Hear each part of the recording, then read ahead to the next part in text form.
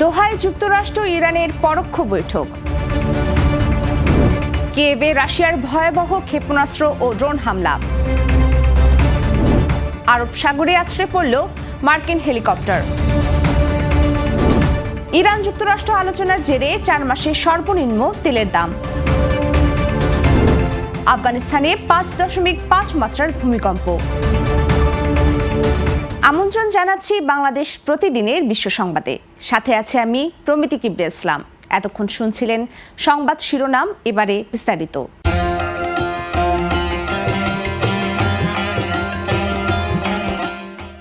কাতার ও পাকিস্তানের মধ্যস্থতায় দোহায় আমেরিকা ও ইরানের মধ্যকার 2 দিন ব্যাপী পরোক্ষ কারিগরি আলোচনা শেষ হয়েছে। গত জুনে হওয়া 60 দিনের যুদ্ধবিরতির সমঝোতা স্মারক বাস্তবায়ন এবং হরমুজ প্রণালীতে বাণিজ্যিক জাহাজ চলাচল স্বাভাবিক রাখাই ছিল এই বৈঠকের মূল উদ্দেশ্য। বৈঠকে সমঝোতা স্মারক লঙ্ঘনের অভিযোগ জানাতে ওয়াশিংটনের সঙ্গে তেহরানের একটি সরাসরি যোগাযোগ চ্যানেল চালুর সিদ্ধান্ত হয়েছে। এছাড়া কাতারে আটকে থাকা ইরানের $6 বিলিয়ন তহবিলের একটি অংশ দিয়ে তেহরানের প্রয়োজনীয় পণ্য কেনার বিষয়ে দুই পক্ষ একমত হয়েছে। মার্কিন প্রেসিডেন্ট ডোনাল্ড ট্রাম্প দাবি করেছেন যে ইরানের পারমাণবিক কর্মসূচি সীমিত করার বিষয়ে আলোচনা ভালোভাবে এগোচ্ছে। তবে কূটনৈতিক সূত্র এবং মার্কিন ভাইস প্রেসিডেন্ট জেডি ভান্স স্পষ্ট করেছেন যে এই বৈঠকে পারমাণবিক ইস্যুটি এখনো ওঠেনি। ভাইস প্রেসিডেন্ট জেডি ভান্স জানান, পারমাণবিক ইস্যুটি নিয়ে ওয়াশিংটন উদ্বিগ্ন এবং পরবর্তীতে এই বিষয়ে আলোচনা শুরু করা হবে। এদিকে হরমুজ প্রণালীর নিয়ন্ত্রণ নিয়ে দুই দেশের টানাপোড়েন এবং পাল্টাপাল্টি হামলার কারণে জলপথের পরিস্থিতি এখনো অস্থিতিশীল। ইরান স্পষ্ট করেছে চুক্তির টোলমুক্ত সময়সীমা শেষ হলে আগস্টের মাঝামাঝি থেকে তারা এই জলপথে জাহাজ চলাচলের উপর টোল আরোপ করবে। অন্যদিকে হোয়াইট হাউস জ্যারেড কুশনার ও স্টিভ উইটকফকে পাঠালেও তারা মূল কারিগরি বৈঠকে অংশ নেননি বলে জানা গেছে। তবে কাতারের আমির শেখ তামিম বিন হাম্মাম আল সানি এই দুই মার্কিন প্রতিনিধির সঙ্গে যুদ্ধ বন্ধের বিষয়ে আলাদা বৈঠক করেছেন। ইরানের পররাষ্ট্রমন্ত্রী আব্বাস আরাগচি সতর্ক করেছেন যে ইসরায়েল নতুন হামলা চালালে ইরান তাৎক্ষণিক ও শক্তিশালী জবাব দেবে। ইরানের সাবেক সর্বোচ্চ নেতার দাফন কাজ আগামী 9 জুলাই সম্পন্ন হওয়ার পর দুই দেশের পরবর্তী বৈঠক অনুষ্ঠিত হবে। ইউক্রেনের রাজধানী কিয়েভে ক্ষেপণাস্ত্র ও ড্রোন হামলা চালিয়েছে রাশিয়া। এর ফলে অন্তত 8 জন নিহত এবং 34 জন আহত হয়েছেন। তীব্র এই হামলায় কিয়েভের 10টি জেলায় ক্ষতিগ্রস্ত হয়েছে এবং একটি বহুতল আবাসিক ভবনের 6টি তলা সরাসরি আঘাতে ধসে পড়েছে। হামলায় একটি কেন্দ্রীয় বুলেভার্ডের হোটেল ও বেশ কয়েকটি বহুতল ভবনে আগুন লেগে যায় এবং সেখানে অনেক বাসিন্দা আটকা পড়েন। হামলার সতর্ক বার্তা জারির পর কিয়েভের বাসিন্দারা শিশু ও পোষা প্রাণী নিয়ে মেট্রো স্টেশনগুলোতে আশ্রয় নিতে বাধ্য হন। ইউক্রেনের প্রেসিডেন্ট ভলোদিমির জেলেনস্কি এই হামলার আশঙ্কায় তার আয়ারল্যান্ড সফর সংক্ষিপ্ত করে দেশে ফিরে এসেছেন।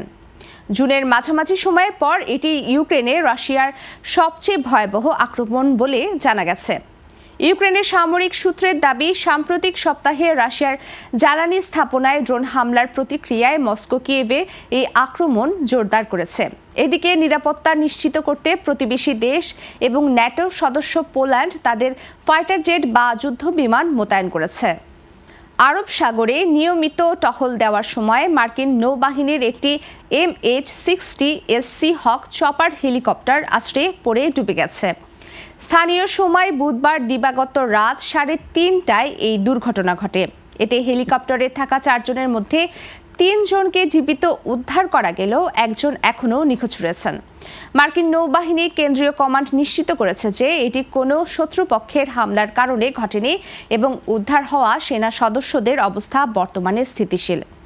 বিধ্বস্ত এই হেলিকপ্টারটি মধ্যপ্রাচ্যের জলসীমায় মোতায়েন থাকা মার্কিন বিমানবাহী রণতরী USS জর্জ H.W. বুশ এর এয়ারক্রাফট বহরের অন্তর্ভুক্ত ছিল। নিখোঁজ সেনা সদস্যদের সন্ধানে সাগরে নৌবাহিনীর বড় ধরনের উদ্ধার অভিযান চলছে। গত 28 ফেব্রুয়ারি থেকে শুরু হওয়া ইরান যুক্তরাষ্ট্র সংঘাতের পর থেকে এই অঞ্চলে মার্কিন বাহিনী বেশ কয়েকটি যুদ্ধবিমান ও সামরিক এয়ারক্রাফট হারিয়েছে, যার মধ্যে সর্বশেষ সংযোজন এই দুর্ঘটনাটি। এর আগে গত জুন মাসেও যান্ত্রিক ত্রুটির কারণে হরমুজ প্রণালীতে মার্কিন নৌবাহিনীর একটি অ্যাপাচে হেলিকপ্টার ডুবে গিয়েছিল। যুক্তরাষ্ট্র ও ইরানের মধ্যে কূটনৈতিক আলোচনা ইতিবাচক দিকে এগোচ্ছে এমন ইঙ্গিতে বিশ্ববাজারে অপরিশোধিত তেলের দামে বড় ধরনের পতন ঘটেছে। আন্তর্জাতিক বাজারে সরবরাহ নিয়ে উদ্বেগ কমায় ব্রেন্ট অপরিশোধিত তেলের দাম প্রায় 2% কমে ব্যারেল প্রতি $71.57 এবং পশ্চিম টেক্সাস তেলের দাম $68.58 নেমে এসেছে, যা গত 4 মাসের মধ্যে সর্বনিম্ন। মার্কিন প্রেসিডেন্ট ডোনাল্ড ট্রাম্প এবং ভাইস প্রেসিডেন্ট জেডি ভান্স কাতারের দোহায় চলমান এই বৈঠকগুলোকে অত্যন্ত ইতিবাচক বলে আখ্যা দিয়েছেন। মূলত কৌশলগত হরমুজ প্রণালী দিয়ে বাণিজ্যিক তেলবাহী জাহাজ চলাচল স্বাভাবিক করার কারিগরি আলোচনা চলায় বাজারে এই স্বস্তি ফিরে এসেছে। জেডি ভান্সের মতে এই পথ দিয়ে তেলবাহী জাহাজ চলাচল বর্তমানে যুদ্ধ শুরুর আগের পর্যায়ে ফিরে এসেছে, যদিও দুই দেশের মধ্যে কিছু বিষয়ে এখনও দ্বিমত ও উত্তেজনা রয়েছে। তা সত্ত্বেও সংঘাত কমে আসায় বিশ্লেষকেরা দীর্ঘ 5 মাস পর এই প্রথম তেলের দামের দীর্ঘমেয়াদী পূর্বাভাস কমিয়েছেন।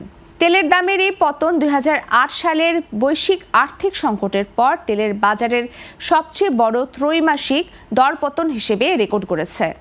আফগানিস্তানে 5.5 মাত্রার একটি শক্তিশালী ভূমিকম্প আঘাত এনেছে। গতকাল বুধবার স্থানীয় সময় রাত 10:27 এই ভূমিকম্পন অনুভূত হয়। মার্কিন ভূতাত্ত্বিক জরিপ সংস্থা ইউএসজিএস জানিয়েছে, ভূমিকম্পটির উৎপত্তিস্থল ছিল আফগানিস্তানের বাদখান শাহ প্রদেশের জুর্ম জেলায়। এই ভূকম্পনের তীব্র ধাক্কা প্রতিবেশী দেশ পাকিস্তানের উত্তর পশ্চিম অঞ্চলীয় খাইবার পাখতুনখোয়া প্রদেশের পেশোয়ার, সোয়াত, সাংলা ও বুনের সহ বেশ কিছু এলাকায় অনুভূত হয়েছে। তবে সৌভাগ্যবশত এই ভূমিকম্পের কারণে আফগানিস্তান বা পাকিস্তানের কোথাও এখন পর্যন্ত কোনো বড় ক্ষয়ক্ষতি বা হতাহতের খবর পাওয়া যায়নি। ভৌগোলিক অবস্থানের কারণে আফগানিস্তান একটি উচ্চ ঝুঁকিপূর্ণ সিসমিক জোনে অবস্থিত, যার ফলে দেশটিতে প্রায় ভূকম্পনের মতো দুর্যোগ ঘটে থাকে। এর মাত্র কয়েকদিন আগে গত 27 জুনও দেশটিতে 6.2 মাত্রার একটি ভূমিকম্প হয়েছিল। আর আফগানিস্তানের সর্বশেষ বড় প্রাণঘাতী ভূমিকম্প হয়েছিল 2025 সালের 3 নভেম্বর, যাতে 7 জন নিহত ও 1.5 শতাধিক মানুষ আহত হয়েছিলেন। এই ছিল আজকের বাংলাদেশ প্রতিদিনের বিশ্ব সংবাদ। সবশেষ খবর জানতে চোখ রাখুন বাংলাদেশ প্রতিদিন ফেসবুক পেজ ও ইউটিউব চ্যানেলে। এতক্ষণ সঙ্গে থাকার জন্য সবাইকে ধন্যবাদ।